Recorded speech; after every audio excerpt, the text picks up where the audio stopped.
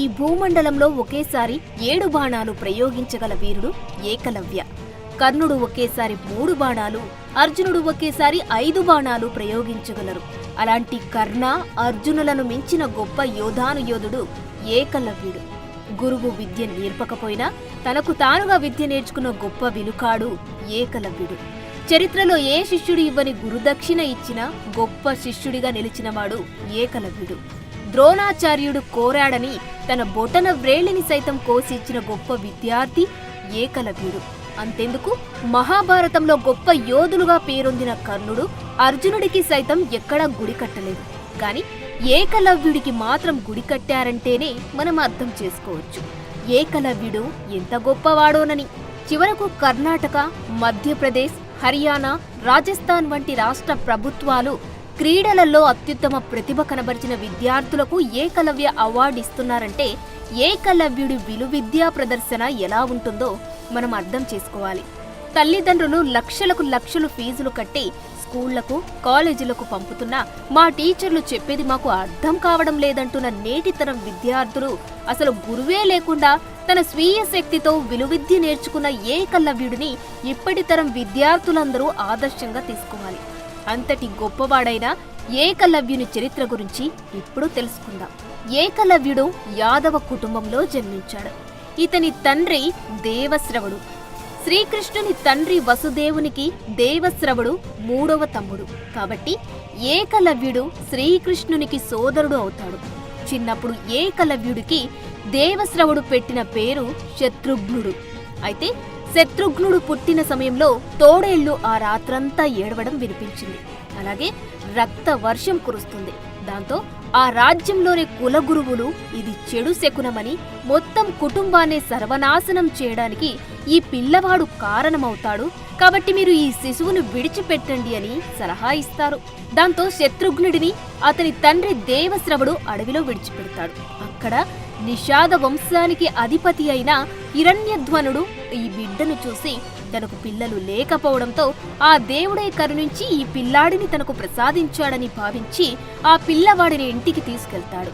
హిరణ్యధ్వనుడి భార్య శృతదేవ ఆ దంపతులు ఇద్దరు ఆ బాలుడికి ఏకలవ్య అని పేరు పెట్టి తమ కన్న బిడ్డలా పెంచసాగారు. హిరణ్యధ్వనుడు అడవిలో నివసించే గిరిజన గూడానికి అధిపతి, బోయ కులానికి చెందినవాడు. వీరు అడవులలో ఏ సాధు జంతువు కనబడినా బాణంతో కొట్టి చంపి దాన్ని కాల్చుకు తినేవారు. దాంతో ఏకలవ్యుడు కూడా చిన్నప్పటి నుండి తండ్రితో పాటు వేటకు వెళ్లేవాడు.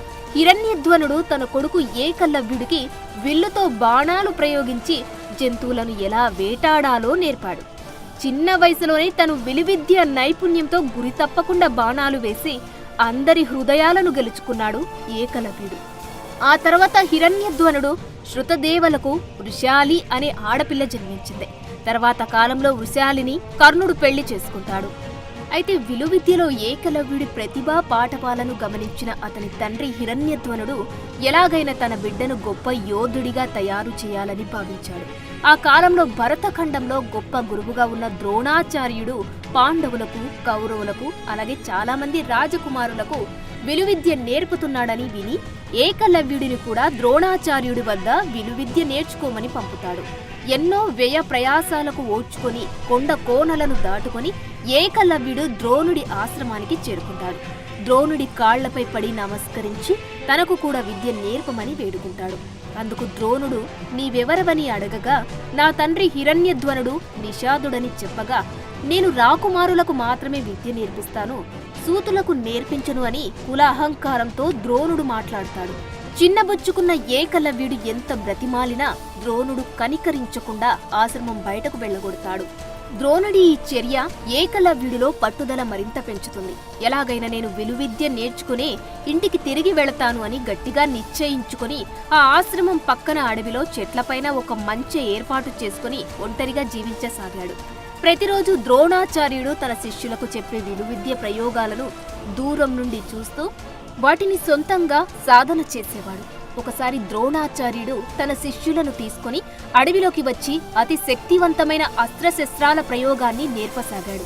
దూరంగా చెట్టుచాటు నుండి వాటన్నిటిని గమనించిన ఏకలవ్యుడు ద్రోణుడు తిరిగి తన ఆశ్రమానికి వెళ్లిపోయాక ద్రోణుడు నిలబడ్డ స్థలానికి వెళ్లి అక్కడ మట్టిని కొంత తీసుకొని ఆ మట్టితో ద్రోణాచార్యుని బొమ్మను తయారు చేస్తాడు. ఆ ద్రోణుడి బొమ్మనే తన గురువుగా భావించి అకుంఠిత దీక్షతో అస్త్రశస్త్రాల ప్రయోగం సాధన చేసేవాడు. ఇలా ప్రతిరోజు ద్రోణాచార్యుడు తన శిష్యులకు చెప్పే వాటిని దూరంగా నిలుచుని చూడడం, వాటిని తను నివాసం ఉండే చెట్టు దగ్గరకు వచ్చి సాధన చేయడం ఇలా కొన్ని నెలలు గడిచాయి. ఏకలవ్యుడు అత్యంత నేర్పుగా బాణాలను సంధించే స్థాయికి చేరుకున్నాడు. ఒకరోజు చాలా దీక్షగా సాధన చేసి అతి శక్తివంతమైన అస్త్రాలను ప్రయోగించడానికి మంత్రాలను ఎలా తెలుసుకోవాలో తెలియక తనలో తానే మదన పడసాగాడు. ద్రోణుడి బొమ్మ ఎదురుగా కూర్చొని ధ్యానం చేయసాగాడు. ఏకలవ్యుడి ధ్యానానికి ద్రోణుడి ఆత్మ కరిగినట్టుంది. అందుకే ధ్యానంలో నిమగ్నమైన ఏకలవ్యుడి చెవిలో ద్రోణుడి ఆత్మ శక్తివంతమైన అస్త్రప్రయోగ మంత్రాన్ని ఉపదేశిస్తుంది. కళ్ళు తెరిచి చూసిన ఏకలవ్యుడికి ఎదురుగా ఎవరూ కనబడరు. తనపైన ప్రేమతో తన గురువు ద్రోణుడే ఆత్మరూపంలో వచ్చి మంత్రాన్ని ఉపదేశించాడని భావించి ఆ మంత్రాన్ని అనేకసార్లు ఉచ్చరిస్తూ సాధన చేసి శక్తివంతమైన అస్త్ర ప్రయోగాన్ని దిగ్విజయంగా పూర్తి చేస్తాడు. ఇలా ప్రతినిత్యం ద్రోణుడి బొమ్మ ఎదురుగా కూర్చొని ధ్యానం చేసేవాడు. ద్రోణుడు కూడా రోజుకొకటి చొప్పున శక్తివంతమైన అస్త్ర ప్రయోగ మంత్రాన్ని ఉపదేశించేవాడు. ఇలా కొన్ని రోజులు తిరిగేసరికి ఏకలవ్యుడు అస్త్రశస్త్రాల ప్రయోగంలో ఆరితేరిపోయాడు. విలువిద్యలో తనకు తానే సాటి అన్నట్లుగా మారిపోయాడు. అనుకోకుండా ఒకరోజు ద్రోణాచార్యుడు కదిలే లక్ష్యాలపై ఎలా బాణాలు ప్రయోగించాలో చూపించడానికి తన శిష్యులను తీసుకుని అడవికి వస్తాడు. వారితో పాటు కొన్ని కుక్కలు కూడా అడవికి వస్తాయి. వాటిలో ఒక కుక్క ఏకలవ్యుడు నివాసం ఉండే చెట్టు దగ్గరకు వచ్చి ఏకాగ్రతతో సాధన చేస్తున్న ఏకలవ్యుడిని చూసి అరవసాగింది. కుక్క అరుపులకు తన ఏకాగ్రత భంగమైన ఏకలవ్యుడు కుక్కను చూసి అది అరవకుండా ఉండేలా కుక్క నోటిపై ఒకేసారి 7 బాణాలు దానికి నొప్పి పుట్టకుండా ఉండేలా ప్రయోగిస్తాడు. ఆ బాణాలు కూడా 2 ఎగువ దవడకు, 2 క్రింది దవడకు, మిగిలిన 3 బాణాలు నేరుగా నోటిలోకి ప్రయోగిస్తాడు. అప్పుడు ఆ కుక్క నోరు మూయలేక అరవడం ఆపేస్తుంది. ఏకలవ్యుడికి భయపడిన ఆ కుక్క పరిగెత్తుకుంటూ కౌరవ పాండవుల సాధన చేస్తున్న ప్రదేశానికి వస్తుంది. ఆ కుక్క నోటిలో ఉన్న బాణాలను చూసి ఆశ్చర్యపోయిన అర్జునుడు ఆ కుక్కకు నొప్పి పుట్టకుండా దానిని చంపకుండా చాలా అద్భుతంగా బాణాలు వేసింది ఎవరా అని ఆలోచిస్తాడు. వెంటనే తన సోదరులను తీసుకుని అడవిలో వెతుక్కుంటూ ఏకలవ్యుడు సాధన చేస్తున్న ప్రదేశానికి వస్తాడు. అక్కడ ఏకలవ్యుడిని చూసి నీవేనా ఈ కుక్కకి బాణాలు వేసింది అని అడగగా అవును అని సమాధానమిస్తాడు ఏకలవ్యుడు. కుక్క చావకుండా అతి నేర్పుగా బాణాలు వేశావు, నీ పేరేంటి, నీకు విద్య నేర్పింది ఎవరు అని అర్జునుడు అడగ్గా నా పేరు ఏకలవ్యుడు, నా గురువు ద్రోణాచార్యుడు, ఆయనే నాకు ఈ విలువిద్య నేర్పాడు అని చెబుతాడు ఏకలవ్యుడు. ద్రోణాచార్యుడి పేరు వినగానే అర్జునుడి ముఖం మాడిపోతుంది. అక్కడ నుండి హుటాహుటిన ద్రోణాచార్యుని వద్దకు చేరుకొని గురువర్య, మీరు నన్ను మోసం చేశారు.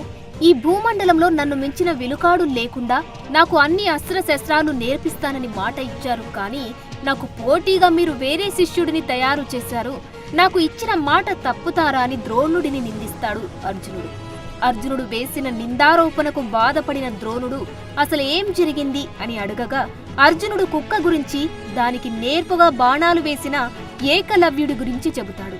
అప్పుడు అక్కడ ఉన్న కుక్కని, దాని నోటిలో ఉన్న బాణాలను చూసి ఆశ్చర్యపోయిన ద్రోణుడు ఎంతో గొప్ప విలుకాడైతేనే ఈ విధంగా బాణాలు సంధించగలడు, ఈ ఏకలవ్యుడు ఎవరు, ఇతని అస్త్ర ప్రయోగం నిజంగా అద్భుతం, అనన్య సామాన్యం, నేను ఆశ్రమం బయట వేరే ఏ శిష్యుడికి విద్య నేర్పలేదే అని ఆలోచించి అర్జున, నేను ఒకసారి అతన్ని చూడాలి అని అంటాడు.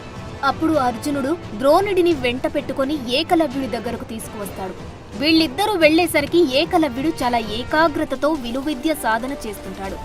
ఏకలవ్యుడి సాధన చూసిన ద్రోణుడు ఎంతో ముచ్చట పడతాడు.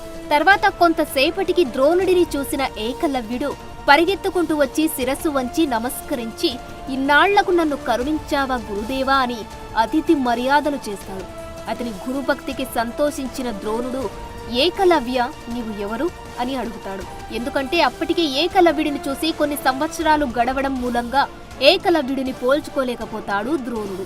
అప్పుడు ఏకలవ్యుడు, గురుదేవా, నేను నిషాద వంశానికి అధిపతి అయిన హిరణ్యధ్వనుడు కుమారుడను, మీ వద్ద విద్య నేర్చుకోవాలని ఒకసారి వచ్చాను. కాని మీరు నాకు విద్య నేర్పనన్నారు.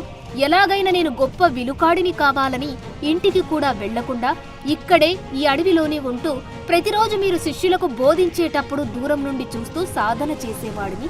అంతేకాదు నేను మీ కాలి మట్టితో మీ బొమ్మను తయారు చేశాను అని ఆ బొమ్మను ద్రోణుడికి చూపిస్తాడు. అచ్చు తనలాగే ఉన్న ఆ బొమ్మను చూసిన ద్రోణుడు ఏకలవ్యుడి కళా నైపుణ్యానికి అచ్చరువు పొందుతాడు.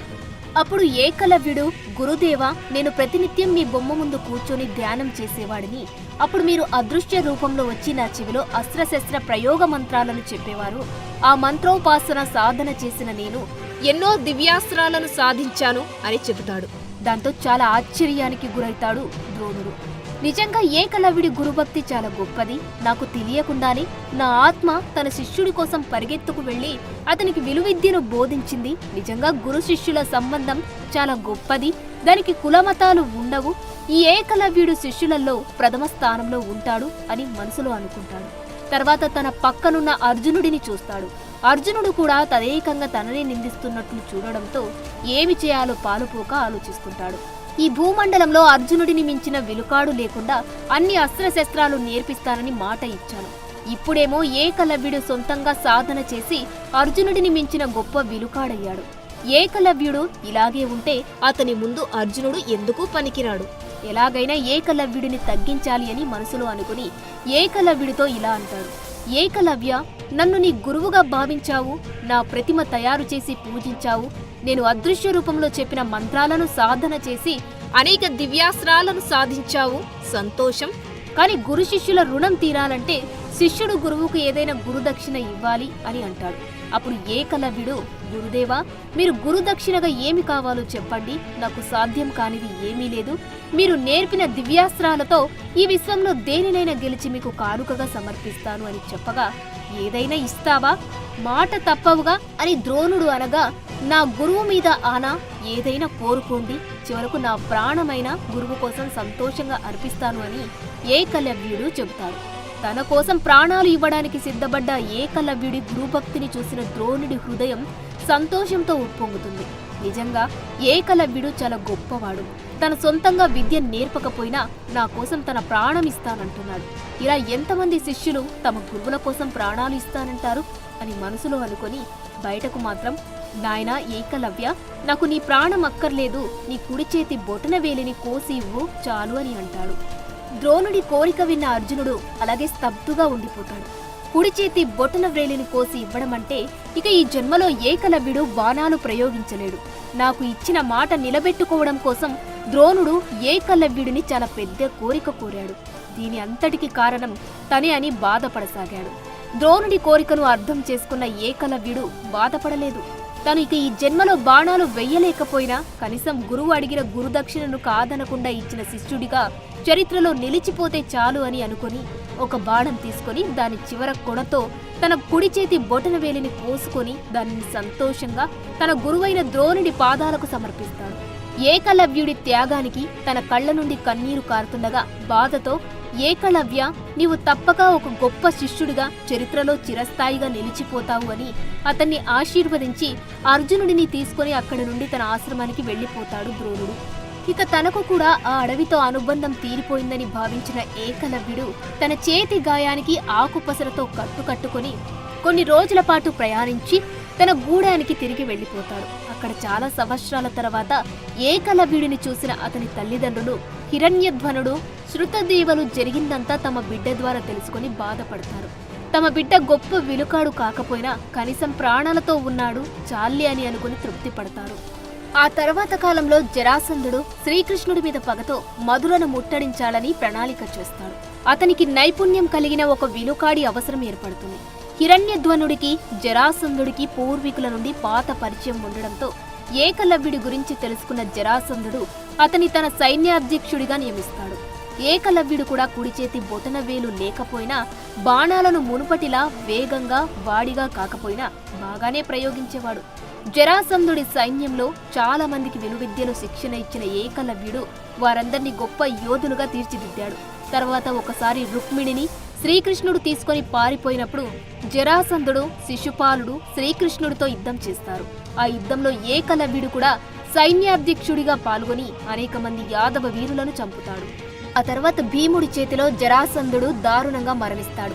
జరాసంధుడి మరణానికి కారణమైన శ్రీకృష్ణుడిపై అలాగే ద్వారకాలో ఉన్న ప్రతి యాదవుడిపై ప్రతీకారం తీర్చుకోవాలని జరాసంధుడి మిత్రులైన పౌండ్రకుడు, కుంతీభోజుడితో సహా యుద్ధానికి వెళతాడు ఏకలవ్యుడు.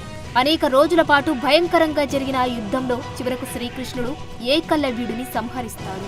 అలా ఒక గొప్ప యోధుడు, విలుకాడైన ఏకలవ్యుడు తన గురువు ద్రోణుడి కుట్రకు బలై బొటనవేలిని పోగొట్టుకుని చివరకు యుద్ధంలో శ్రీకృష్ణుడి చేతిలో మరణిస్తాడు. ఏకలవ్య దేవాలయం భారతదేశంలోని హర్యానా రాష్ట్రంలోని గురుగ్రామ్కు సమీపంలోనే కణ్సా అనే గ్రామంలో ఉంది. ఏకలవ్యుడు తన బొటన వేలును కత్తిరించి గురు ద్రోణుడికి గురుదక్షిణగా సమర్పించిన ప్రదేశంలో ఇది నిర్మించబడింది.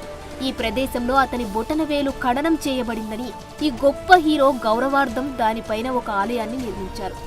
ఏకలవ్య త్యాగాన్ని పురస్కరించుకొని 1721లో ఒక సంపన్నుడు ఆ ప్రదేశంలో ఒక చిన్న ఏకలవ్య ఆలయాన్ని నిర్మించాడు. ఇప్పుడు ఆ గుడిని గురుగ్రామ్ సాంస్కృతిక గౌరవ సమితి నిర్వహిస్తుంది. కేవలం స్థానిక గ్రామస్తులు మాత్రమే కాక రాజస్థాన్, మధ్యప్రదేశ్ అలాగే భారతదేశంలోని ఇతర ప్రాంతాల నుండి కూడా పెద్ద సంఖ్యలో భక్తులు ఈ గుడిని సందర్శిస్తారు. అలాగే ఏకలవ్య గౌరవార్థం కర్ణాటక, మధ్యప్రదేశ్, హర్యానా, రాజస్థాన్ వంటి రాష్ట్ర ప్రభుత్వాలు క్రీడలలో అత్యుత్తమ ప్రతిభ కనబరిచిన విద్యార్థులకు ప్రతి సంవత్సరం ఏకలవ్య అవార్డులు ఇస్తున్నాయి. ఇప్పటి తరం విద్యార్థులందరూ ఏకలవ్యుడిని ఆదర్శంగా తీసుకొని పట్టుదలతో, అకుంఠిత దీక్షతో చదువుకొని ఉన్నత శిఖరాలు అధిరోహించాలని మనస్ఫూర్తిగా కోరుకుంటున్నాం. For more videos like this, subscribe Big TV channel.